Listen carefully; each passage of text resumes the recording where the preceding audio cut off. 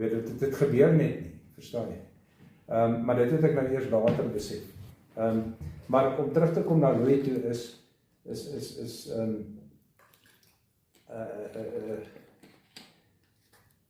ek dink die grootste probleem was struktuur. Dat hy nie struktuur nie, met ander woorde, jy skep 'n ding, maar dan, want ek meen, ons het in die begin, toe die maatskappy nou begin groter raak, en as ek nou praat van ons, ek kan sê, my advies was, luister Louis, hierdie ding raak 'n corporate, né? Kry 'n ouditeur en doen 'n hele struktuurbeplan van die verskillende maatskappye en die goed, en hoe wil jy besigheid doen, né? En dit is gedoen, né? Daar is 'n CA wat die hele goed so mooi beplan het. Nou goed, daai goed is uiteindelik net so in die water gegooi. Want jy kan adviseer en jy kan adviseer, maar as 'n kliënt nie luister nie, dan wat kan jy maak? Verstaan jy? Maar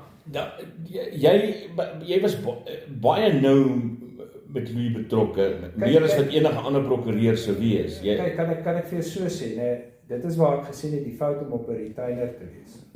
Beteken jy is freaking altyd op standby, né? En uiteraard nou lyk dit so, want daar's nou 'n klomp video's waar ek en hy saam is, en ek is daar by die troue seremoniemeester, mede seremoniemeester, en ek is hier en ek is daar. Video's, né? Maar dit is oor 'n redelike tydperk.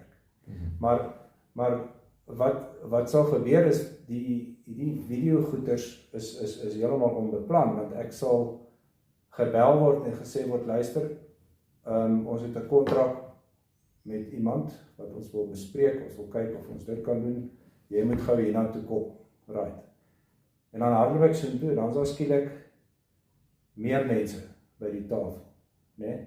En next thing, kamera uit, okay, ons gaan nou live, right? En daar sit ek, selfs met jou, jy sal onthou hoeveel keer jy gebel is, nou ek weet nie of daai goed beplan was, of jy geweet het hy gaan bel of wat nie, ek weet, verstaan jy, ek weet mense spot en wat sê, ek sit daar in die agtergrond en slaap of wat ook al, maar